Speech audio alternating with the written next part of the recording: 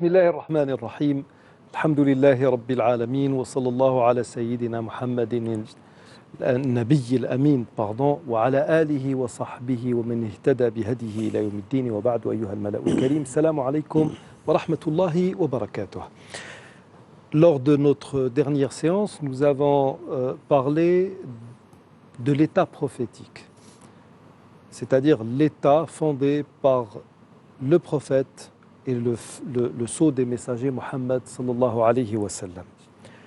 Nous avons tenté de donner autant que faire se peut ou un maximum d'arguments plaidant pour cette thèse qui dit qu'il y avait réellement un état.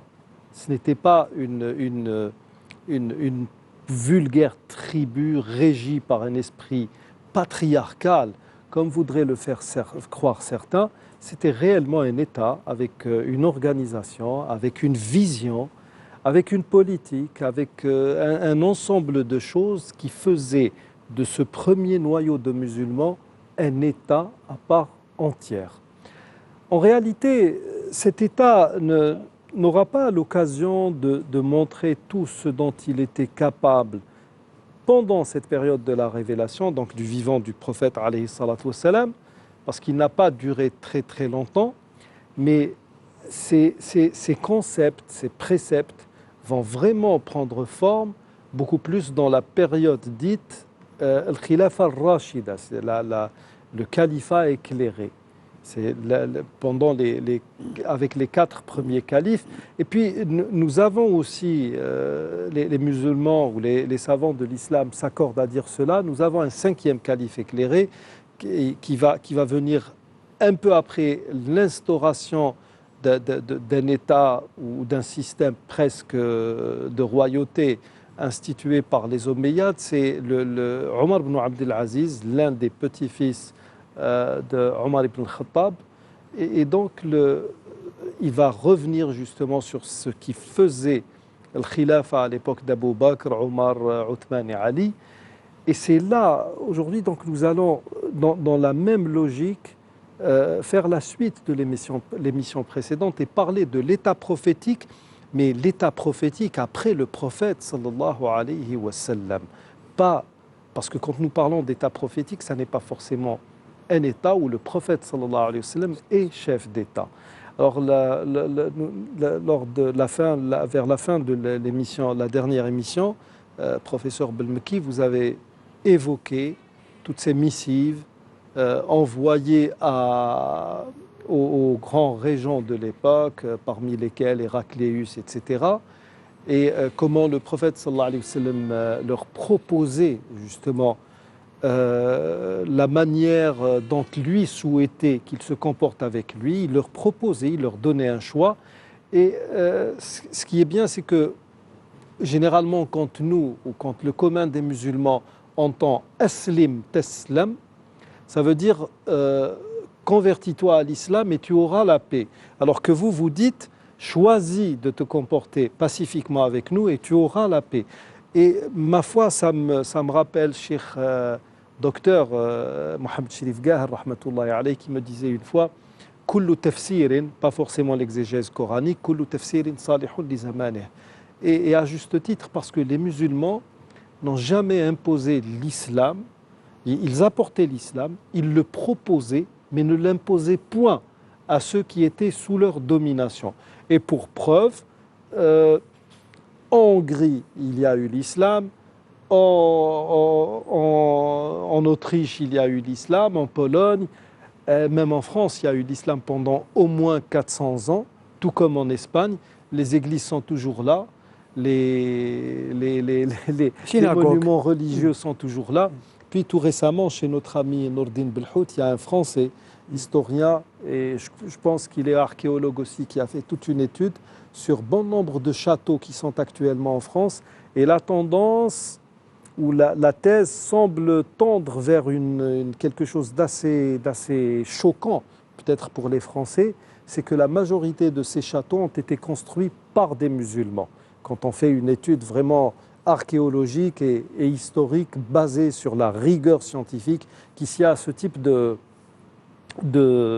d'études. Et donc il va leur proposer soit la paix, de vivre en paix avec l'islam, soit d'avoir donc le statut d'immi, et nous avons expliqué ce que c'était, parce que l'islam était amené à se propager. S'ils ne voulaient pas cela, c'est la guerre qu'ils allaient avoir. Mais avant même d'arriver à ces gens, à cette expansion de l'islam qui ne s'est jamais faite par l'épée, comme l'ont démontré une multitude de grands historiens, des historiens de renom qui ne sont pas du tout musulmans, l'État en lui-même, là où il y a eu des dysfonctionnements, c'est parce que des règles ont été bafouées. Nous savons par exemple que le messager de Dieu, alayhi salatu salam, la première tribu, je crois, à avoir été expulsée, c'était Banu Qaynuqa, avec lesquels il y a eu des différends parce qu'ils se sont pris à une femme musulmane. Et l'un d'eux a été décapité par un musulman et il y a eu une bataille. Banu Nadir, par exemple, le messager de Dieu, alayhi salatu salam, selon les termes du pacte de Médine, est allé leur demander de l'aider dans le prix du sang d'une personne qui avait été tuée par des musulmans. Et justement, Banu Nadir était avec Médine solidaire dans ce genre d'affaires, ce qui veut dire qu'un juif aurait tué quelqu'un par accident ou même volontairement. Les musulmans de Médine auraient été sommés de mettre la main à la poche et d'aller payer le prix du sang avec les juifs pour un meurtre qu'ils n'ont pas commis. Donc c'est dire qu'il y avait des accords. Ça a été, et au moment où le messager de Dieu alayhi salam, est allé les voir, ils ont dit « Naf'alu ya Abal Qasim ». Ils se sont retirés dans leur salle de conseil et là ils se sont dit c'est l'occasion rêvée pour le liquider, pour mettre fin à ses jours, et ils ont tenté de le tuer comme il en a été averti. Un certain Salam ibn Mishkam a dit La taf'alu wallahi la yukhbaranna min as-sama. Ne le faites pas, il sera sans doute informé par le ciel. Et il n'avait pas tort parce que lui-même, tout le monde savait que c'était un prophète. Donc il y a eu une bataille avec Banu Nadir. Banu Quraïda ont trahi le pacte de paix une année plus tard lors de la guerre des coalisés. Et on est allé donc de trahison en trahison, sauf que, là encore, il y a un point très très important à signaler. Il y avait un lobby de traîtres qui faisait beaucoup de mal à l'islam et aux musulmans, mais qui n'ont jamais été inquiétés. C'était les hypocrites, les munafiqoun. Le prophète sallallahu alayhi wa sallam les connaissait, mais là encore, est-ce qu'on peut parler de disparité? Quelqu'un pourrait venir aujourd'hui vous dire, oui, c'était un arabe, il aimait bien casser du juif, mais il ne touchait jamais à un arabe. Pourquoi? Parce que c'était tout simplement un arabe. Mais là, quelle est la différence entre le fait de prendre des mesures militaires contre des juifs qui ont trahi un pacte et qui ont voulu attenter à sa vie, et de laisser dans l'impunité la plus totale un groupe d'hypocrites d'origine médinoise, donc des arabes de souche, faire ce qu'ils voulaient comme ça, parce que où est le secret dans tout ça? Parce que c'était quand même difficile de prouver qu'un hypocrite était un hypocrite. Nifaq, c'est quelque chose qui se trame à l'intérieur. Vous ne pouvez pas donc ils avaient le bénéfice du doute. Là, ça ne serait pas... C'était pas en tant qu'arabe. Non. Non, mais l'hypocrisie se limitait à une pensée, à des propos, oui, et non pas à des actes. Mais vous savez... Abdullah ibn Saloul, oui, lorsqu'il avait dit sa fameuse phrase... Mais ça s'est arrêté là. Donc oui, ils n'ont pas joint le geste à la parole, comme c'était le cas pour les Juifs. Oui, mais il faisait, vous savez, la subversion. À la limite, là, il faisait beaucoup plus de mal que les Juifs, dans la mesure où ça portait vraiment un coup fatal au moral des troupes. Mais moi, je pense à mon avis, tant que ça restait dans les limites de l'opposition, j'allais dire, verbale, pas une opposition active. Pourquoi ne pas voir en cela un enseignement prophétique quant à maintenir les choses dans le monde réel et non dans le virtuel. C'est-à-dire, voilà, ne vous fiez pas, le prophète sallallahu alayhi wa sallam avait une liste Oui, bien sûr. il les connaissait. Il a laissé à Ibn al-Yaman, Hudayfa ibn al-Yaman. Ibn al-Yaman et Omar ibn Khattab allait très très souvent lui dire dis-moi si je ne suis pas cité dans cette liste. Et donc, il les connaissait parfaitement. Et il a su quand les Juifs de Bani Nadir ont voulu le tuer. Mais ne pourrait-on pas voir en cela on va dire la mise en pratique de tout cet esprit rationnel qui doit gérer ou régir les relations entre les individus dans une même société. C'est-à-dire que je peux penser un certain nombre de choses de vous, mais tant que je n'en ai pas la preuve, je dois me limiter à ce que je vois. À cette époque, je ne vais pas être long, à cette époque, on utilisait beaucoup la dialectique. Le bayan, le mantiq, le bayan, la dialectique. Par exemple, à cette époque, on ne faisait pas d'amalgame comme à notre époque actuelle entre juifs et arabes. Le judaïsme, disons entre guillemets, s'oppose à l'islam, mais il n'y a pas quelque chose chez les juifs qui s'oppose à l'arabité. Parce que, au fond, il n'y a pas de peuple juif. Il n'y a pas d'ethnie juive. C'est des Arabes. On les appelle les judéo-arabes. C'est des Arabes de confession judaïque. Donc, il y a ces techniques subversives qui, d'ailleurs, c'est utilisé aujourd'hui, les Israéliens et les Arabes. Non, monsieur, les Israéliens et les Palestiniens. Et encore, Israéliens, ça se discute. Ça se discute. Dites plutôt l'entité sioniste. Parce qu'Israël, Israël, c'est Yaqub alayhi salam. Et vous n'avez rien à voir avec la généalogie de Yaqub alayhi salam. Donc ce peuple d'Israël, d'ailleurs des juifs intellectuels universitaires ont déboulonné tout ça, ils ont démonté tout ça. Shlomo Sand et 3 ou 4 autres avec lui. On les appelle les révisionnistes. Donc il y avait cette subversion sociale, parce que le mot nefq, il n'a ni solidarité mécanique, ni solidarité organique. Mais le pacte, c'est quelque chose d'organique.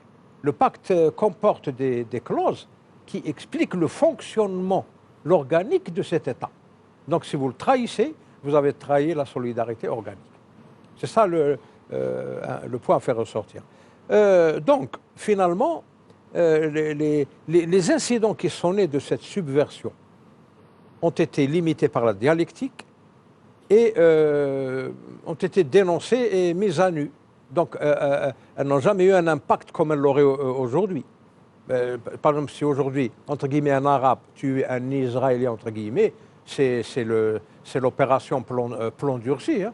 Oui. C'est Reza qui est réduite à 40 cm au-dessus du sol. Ça n'existait pas, ce genre de comportement.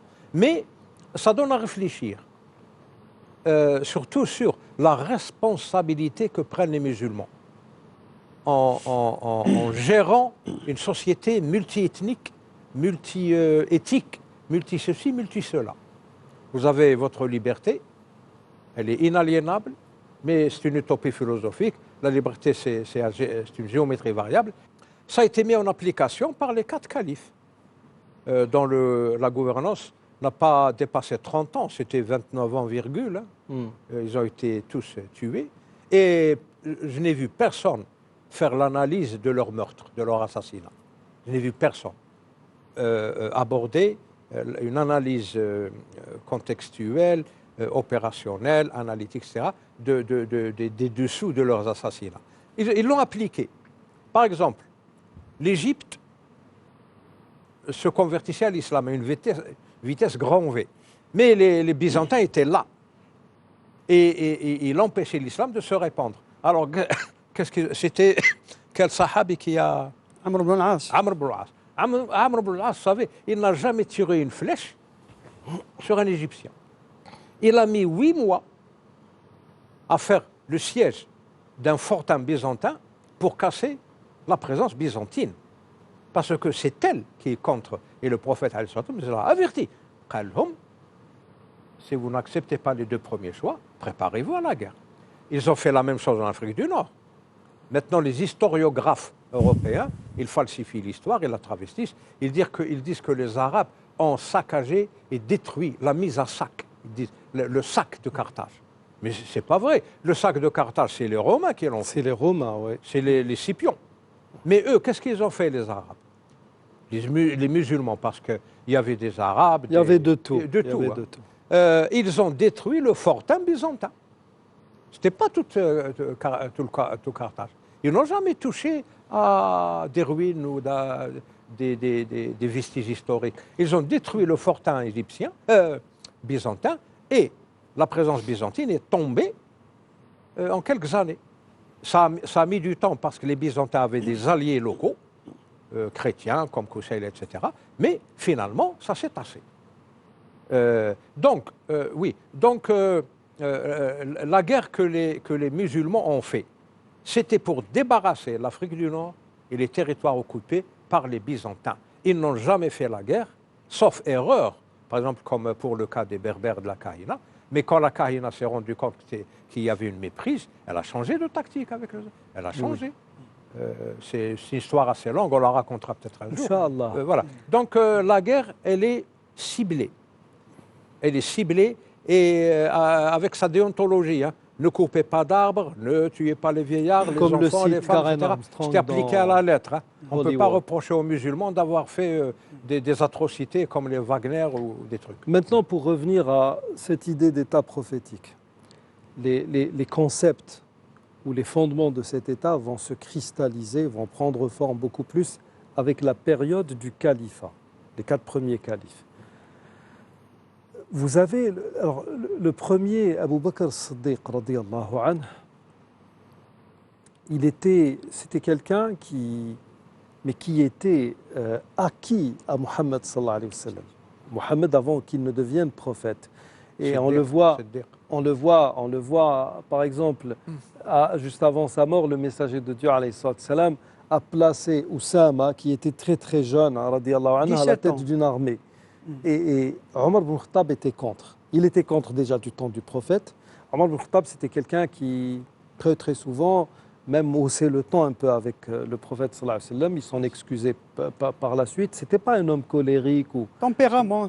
Il était, mais non, mais comme je l'ai déjà dit, il était acquis au prophète, pas à Mohammed. Au prophète Mohammed et pas à Mohammed qui est devenu prophète. En tant qu'être. Oui, c'est l'inverse avec Abu Bakr. Et donc, il va venir lui dire, voilà, écoute, faut pas, il est trop jeune. Et ça déplaît à beaucoup de monde, des gens qui ont plus de... Il a dit, moi, le prophète l'a placé, je ne ferai rien qui irait à l'encontre de ce qui a été décidé par Mohammed sallallahu alayhi wa sallam. Mais dans la guerre, les guerres d'apostasie, Hurub Ridda, justement, cette mécanique solidaire et organique. Il était seul contre tous et tout le monde disait tu n'as pas le droit de les combattre, de les forcer, etc. Il a dit si ces gens-là s'empêchaient de me donner ne serait-ce qu'un bout de corde qu'ils donnaient aux messagers de Dieu, je les combattrais assurément. Il n'y avait pas lieu de revenir. C'est-à-dire que dans ces guerres d'apostasie, Abu Bakr était dans une opération de maintien de l'autorité de l'État. Parce que certains pourraient venir vous dire, oui, mais non, ce qu'il défendait, c'était surtout les sous qu'il gagnait derrière tout cela. Abu Bakr Siddiq, en parlant justement de ça fait partie de l'ijtihad des califes. Les efforts de réflexion. Exactement. Abu Bakr Siddiq, radiyallahu anhu, en plus de justement de cette attitude vis-à-vis des gens de la Ridda qui ont... Attention, il ne faut pas oublier, il y avait les gens qui refusaient des tribus, qui refusaient juste de payer la zakat, qui n'avaient pas remis en cause tout l'islam. Absolument. Il y avait aussi les apostats, pas les faux prophètes, et les gens qui les ont suivis, Moussaïlima, Oui. Moussaïlima l'imposteur, Sijah, etc. exactement, Sijah Al-Aswad et compagnie. al-Ansi. Exactement. Donc, Abu Bakr Siddiq était dans une position de... c'était une question de vie ou de mort. C'était l'état prophétique qui était en jeu. Absolument. C'était vraiment un tournant. Soit il mettait fin à la sédition qui commençait à prendre de l'ampleur et qui menaçait l'état prophétique de Médine dans ses fondements, soit c'était la disparition. Donc ça, c'était sa première action en faveur de l'islam, je dirais. La deuxième, et aussi qui est très importante, c'est qu'il a recensé, il a compilé, il a mis en... comment dirais-je, la constitution musulmane, qui est le noble Coran. C'est lui le premier qui a commencé cette œuvre de compilation pour en faire, justement, pour rassembler toutes les sourates et en faire un livre qui sera... Attendez. C'était son idée, le premier. Il avait appelé Zayd ibn Thabit. Il lui a confié cette mission. Bon, Zayd a commencé son travail. Abu Bakr Siddiq, il est décédé, entre autres. Il n'est pas resté dans le califat longtemps. 2 ans. Mais voilà, il a achevé ce travail. Parce que je continue ici. Allez-y. Non, je voudrais juste revenir à cette histoire de compilation. La première transcription de tout le Coran, ça a été fait par le prophète alayhi salatu wassalam, sur différents supports. Cette compilation ou cette retranscription qui a été faite, engagée par Abu Bakr Siddiq, selon certaines sources, elle aurait été suggérée par Omar ibn Khattab après la bataille de Yamama. Oui, exactement. C'est lui qui est venu le voir. Il lui a dit Al-Qur'an al-Huffaz, ils meurent par dizaines. Oui.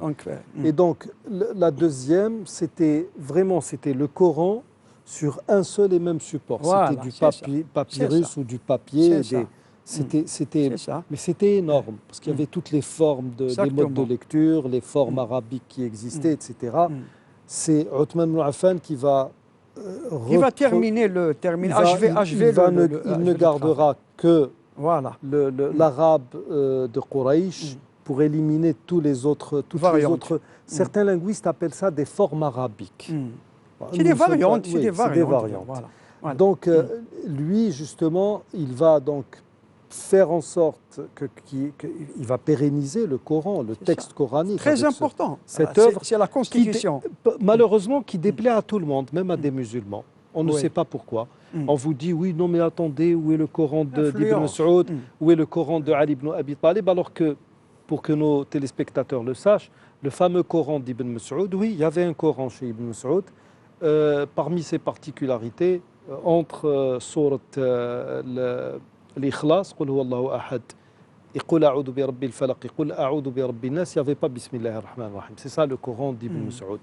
C'est-à-dire que le texte est le même, alors que je ne sais pas, moi, il y a des chrétiens qui m'ont dit ça. Oui, où est le Coran d'Ibn Mas'ud? Soyons sérieux. Venez avec moi dans n'importe quelle bibliothèque et entrez et dites « je veux une Bible ».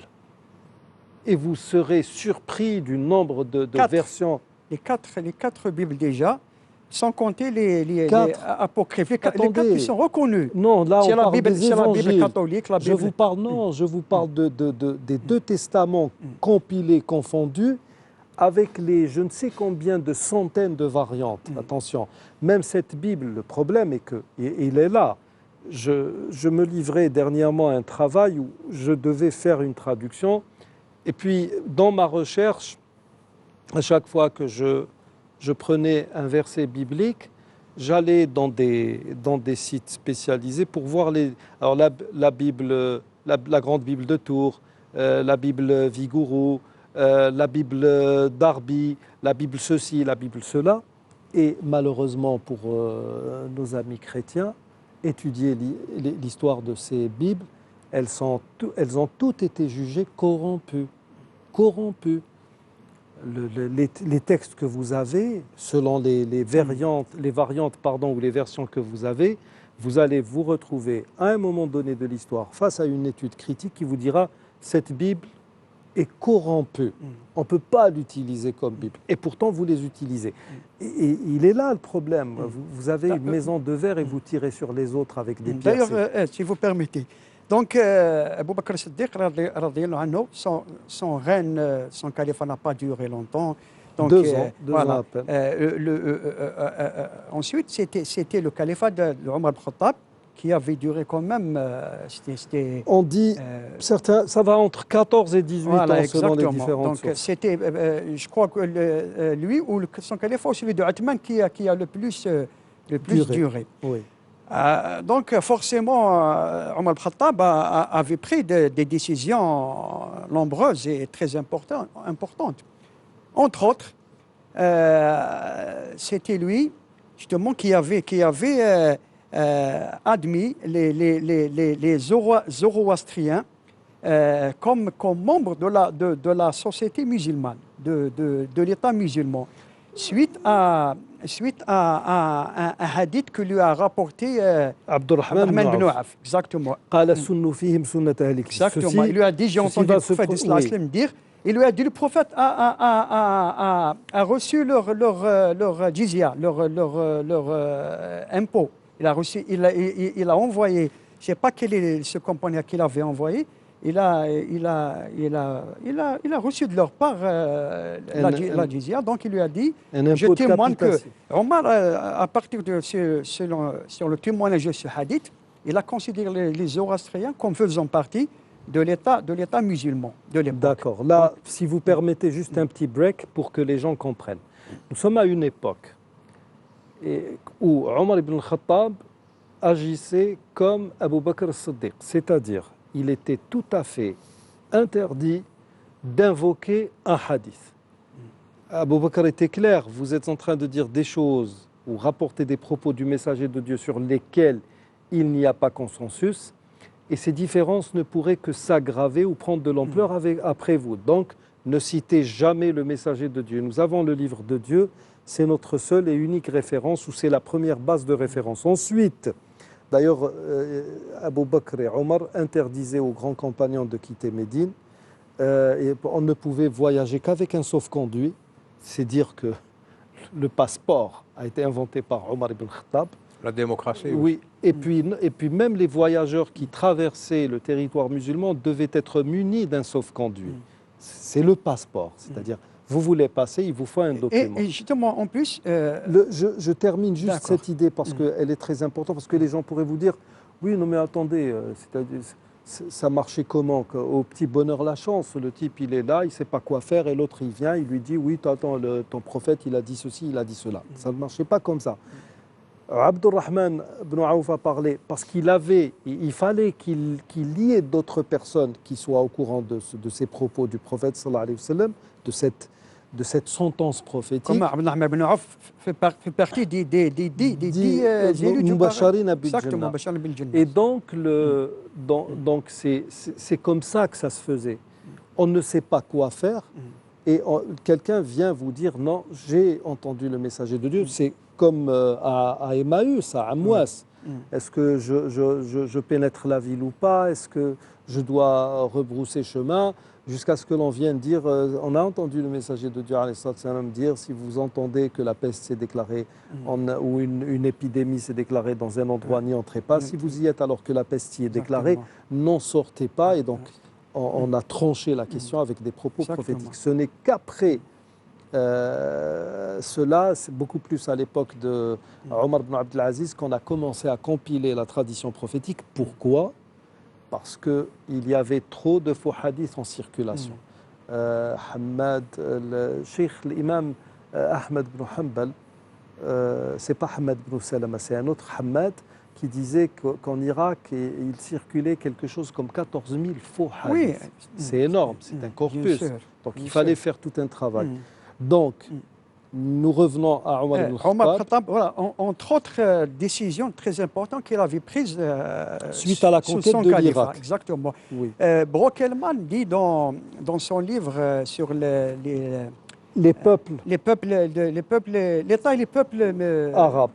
non C'est un- musulmans. non, Musulmans. Non, musulmans. Eh. Et là, alors là, Brockelmann, il tombe très bas avec ce livre. Non, parce que mais malgré c'est ça, plein. il dit quelque chose quand même intéressant. Il a dit que lorsque les musulmans ont conquis la Perse, Omar Khattab avait découvert le système administratif des Perses. On appelait ça les Dekhan. C'était des gouvernorats comme ça qui... Eh bien, il avait dit aux musulmans de maintenir ce système. Ensuite, il l'a copié de. Exactement, parce qu'il avait, même le Diwan a été, Diwan, c'était par Omar Khattab. Entre autres décisions. Même le mot, je crois qu'il n'est pas d'origine arabe. Il est perse, Diwan. Perse, c'est Diwan. Diwan, c'est les Perses. Omar Khattab aussi, cet événement que l'on connaît tous, c'était il avait interrompu l'application de la peine légale de l'amputation de la main du vol. Du vol. Pendant une année de Amr Ramad, c'était Amr Ramad, exactement. Et c'était lui aussi qui avait inventé le système de la Hisba. Oui. Hisba, c'était c'est les corps constitués. Exactement. Et il avait nommé une femme à la tête de cette administration. Du Wall Street de l'époque. Exactement. C'était le marché de donc, c'est Omar Khattab, on peut composer tout un livre entier justement pour parler de... Oui. Une heure ne suffira pas à Alors là, tout. je voudrais maintenant décortiquer toutes ces informations d'ordre historique avec vous, professeur Belmeki. Bien sûr, on reviendra de temps à autre à notre ami Msaoud Boujnoun. Sunnu fihim sunnata ahli al-kitab, en parlant des Persans, le Furs, qui à l'époque étaient des adorateurs du feu. Là encore, il faut revenir à l'essence même ou à l'origine de cette adoration. Au début, c'était un oracle, ce n'étaient pas des adorateurs du feu. Les Zoroastriens étaient des monothéistes normalement. Sunnu fihim sunnata ahli al-kitab. On va prendre des non-musulmans auxquels on va accorder un statut de gens du livre. C'est-à-dire qu'ils vont avoir pratiquement tous les droits des gens du livre.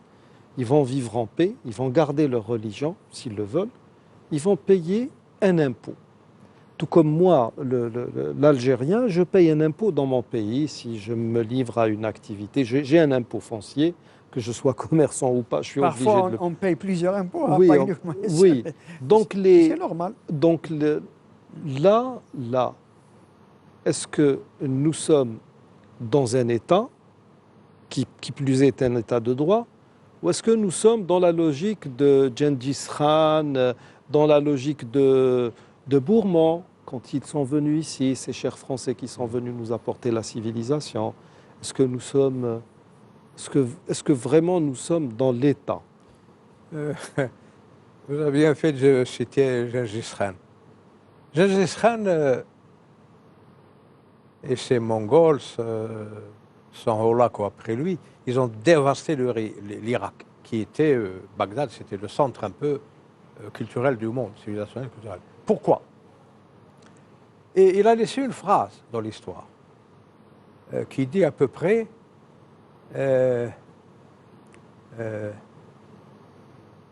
si vous n'aviez pas commis un grand péché, Dieu ne vous aurait pas envoyé quelqu'un comme moi pour vous le faire payer.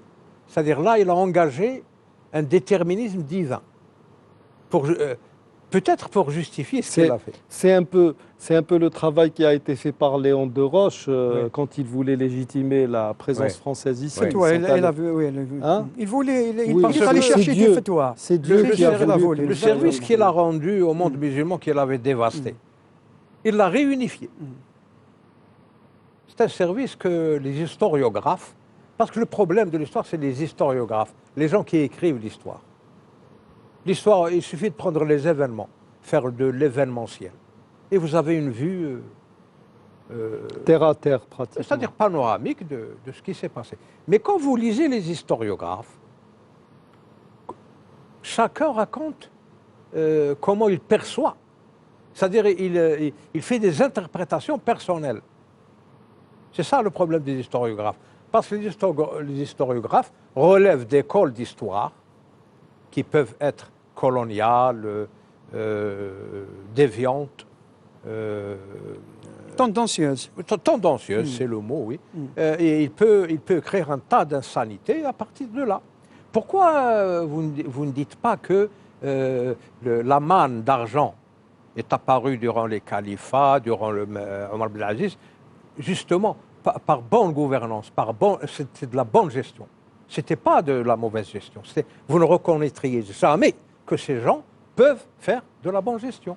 Donc c'est ça le problème. Enfin, oui, alors, maintenant, s'il vous plaît, non, professeur, il faut revenir à l'état prophétique, parce que justement, ces déviations qui résultent de cette méconnaissance de l'histoire, elles se traduisent par tout ce que vous venez de dire, mais nous sommes dans un contexte où il y a des gens qui vont remplacer le Rasoul sallallahu alayhi wa sallam et qui vont perpétuer sa manière d'agir, sa politique, sunnu fihim sunnata ahlil kitab. Ça veut dire quoi?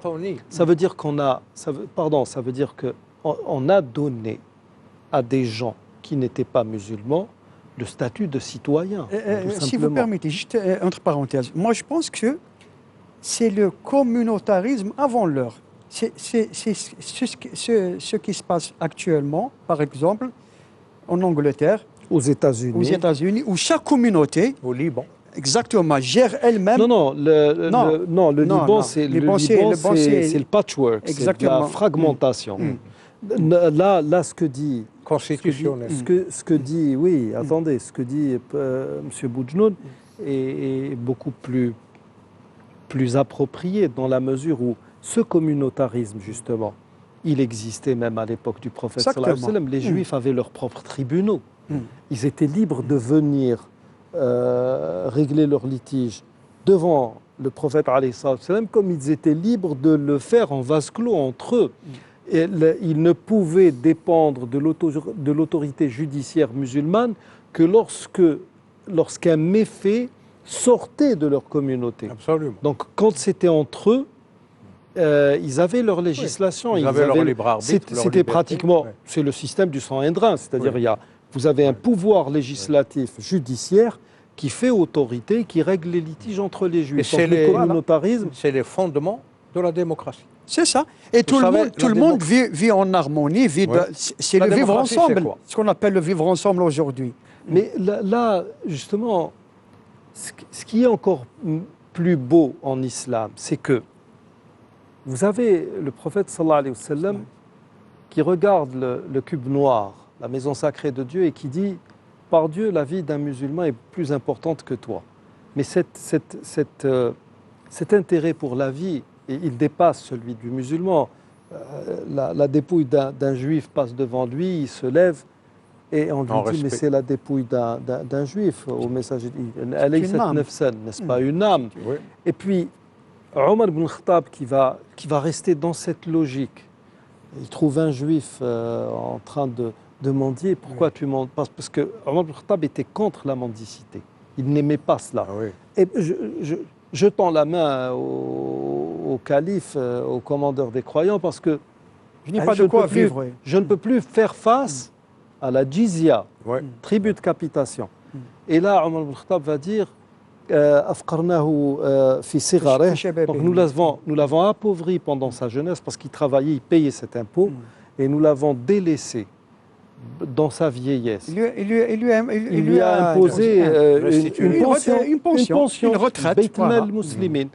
Et donc il avait sa propre pension pour vivre, et de cette pension il payait. Et ce que les gens doivent comprendre, c'est que le jizya était beaucoup moins importante que la zakat que payaient les musulmans. Les musulmans payaient beaucoup plus. Là, les fiscalités que payaient les musulmans. Et le jizya n'était imposé qu'aux hommes capables de travailler. Les vieux. Elle les exemptait de la participation à l'effort de guerre.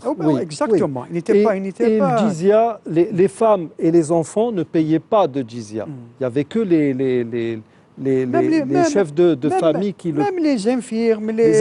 Toute personne ne payait. Ça, c'est un point qui est occulté même par des musulmans qui maintenant s'improvisent en islamologues, comme certains, et qui disent tout et n'importe quoi. Franchement, c'est plus qu'aberrant. Et donc là, je me retrouve dans un système politique où il n'y a pas... Je dirais presque qu'il n'y a pas cette notion de majorité et de minorité. Il y a des fondements qui, dès lors où ils sont bafoués, c'est toute l'humanité qui est partie. Ça revient à ce verset. Vous avez tué une personne, vous avez tué toute l'humanité. C'est bon, c'est bon. Oui, c'est toute une descendance, Dieu seul sait combien. Donc cette notion de qualitatif et de quantitatif, même si l'on peut ici parler de démocratie, parce qu'il y a une part de démocratie en cela, avec la dérive sémantique que connaît ce terme, démocratie, le système qui a été instauré par Mohammed sallallahu alayhi wa sallam est de loin plus humain. Bien sûr. Donc là nous venons de citer un certain nombre de principes qui nous renvoient à cette idée vraiment d'État, de vision d'un État, de projet de société en plus. Il y a encore plus intéressant chez Omar ibn Khattab, le fait d'avoir annulé, non pas de son propre chef, mais en opposant une idée générale exprimée par un groupe de versets de Sourate al-Hashr qui parle de fay, c'est-à-dire de butin de guerre ou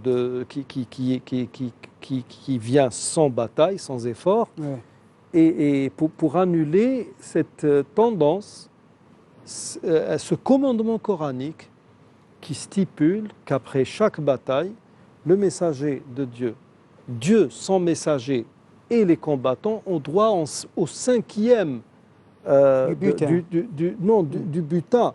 Et donc du foncier aussi. Oui, ça fait partie du butin. Et lui, donc, il donnait le butin, mais le foncier, plus personne n'y touche. Pour lui, c'était l'État, au trésor public. Parce que le prophète, alayhi salatu salam, il y a un verset qui faisait à l'époque déjà jurisprudence. Le prophète, alayhi salatu salam, a de son vivant usé de ce pouvoir qu'il avait en tant que chef d'État, de commandeur suprême, quant à disposer selon ce qu'il lui paraissait être le plus approprié, le plus utile, de ce fait pour les pauvres, etc. Il en a destitué les combattants. Donc il n'a pas agi comme certains. Vous savez, ceux qui sont en train de médire des musulmans trouveront toujours matière à dire n'importe quoi. Et certains ont dit, oui, voilà, Omar ibn Khattab, ce n'était pas un bon musulman. Il est allé à l'encontre des préceptes du Coran. Parce qu'il fallait dire quelque chose de mauvais sur l'islam et les musulmans. Mais là, ne sommes-nous pas, comme certains l'ont interprété, plein pied dans l'adal al-ijtimaïya, la justice sociale. Oui, et puis, professeur Boujnou, on a fait allusion tout à l'heure il nous reste à peine 2 minutes, professeur. À l'éthique des 4 califes éclairés.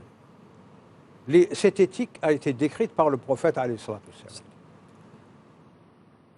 عليكم بسنتي سنة أرحموا أمتي بأمتي أبو بكر. C'est le plus miséricordieux, compatissant. Mais compatissant. Mais il a fait la guerre à la Rida. Oui. C'est-à-dire être compatissant, ça ne veut pas dire permettre la destruction d'un pilier. Comme on dit. Voilà. وأشدكم في أمر الله عمر. Omar est le plus sévère quand il s'agit de Amr Allah. Oui, mais il pleurait très très souvent. Oui, D'ailleurs, il oui, pleurait tout le mais- monde tellement qu'il avait des C'est pas stigmates quelqu'un sur le... qui irait faire du laxisme ou de la complaisance. Oui. Il savait ce qu'il faisait. وأشدكم حياء عثمان عثمان ذو قيل أن النورين الملائكة تستحي ذو منه. النورين تستحي منه Oui. الملائكة وأكثركم علما علي. Ce qui tente à prouver cet adage, ou enfin cette citation, même si elle n'est pas forcément attribuée au messager de Dieu, Ana Madinatul Ilmi wa Aliyun Babuha. C'était Ouais. vraiment... Ils disent que c'était un hadith faible, mais... Mais bon, un hadith faible qui c'est un ne hadith. touche pas au halal et haram, Exactement, on peut on l'utiliser peut. comme argument. Quand il ne s'agit pas de Nous licite et sommes d'illicite. vraiment à un dernier Malheureusement, mot. si vous permettez, juste Un dernier malheureusement, Ouais. malheureusement, toute cette situation, tout cet état prophétique califal, il a été mis fin par la bataille, c'était la bataille de Siffin. Oui. C'était, comme Malik Ben Nabil l'avait appelé, la première grande fracture dans l'histoire de l'islam. Absolument. C'était. Et là nous sommes obligés, pour faire justement, pour être en phase ou en paix avec nous-mêmes, avec la vérité, on ne peut pas nier qu'une faute très très grave, même gravissime, a été commise par Muawiyah, radiyallahu anhu ala kulli hal. C'était un compagnon, mais c'est comme ça que la déviation a commencé. En tout cas... Et c'était prévu par le prophète sallallahu alayhi wa Oui, sallam. il en a parlé. Oui. Très bien. Nous y reviendrons, Inch'Allah, dans nos prochaines émissions. Nous vous remercions de nous avoir prêté attention. Et d'ici notre prochain rendez-vous, nous vous disons Nastawdi'ukumullah alladhi la tadi'u wada'i'uhu. Assalamu alaykum wa rahmatullahi wa barakatuh.